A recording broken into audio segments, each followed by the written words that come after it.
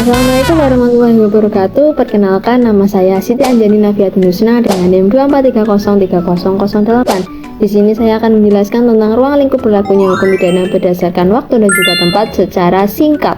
Jadi, dalam hukum pidana berlakunya suatu aturan itu ditentukan oleh kapan dan di mana perbuatan itu dilakukan.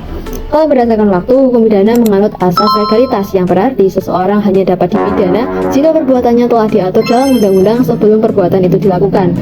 Sedangkan berdasarkan tempat, hukum pidana mengenal beberapa asas. Yang pertama yaitu asas teritorial yang berlaku di wilayah Indonesia. Yang kedua ada asas personal bagi warga negara Indonesia di luar negeri. Ada asas perlindungan untuk menjaga kepentingan negara, serta asas universal bagi kejahatan internasional tertentu.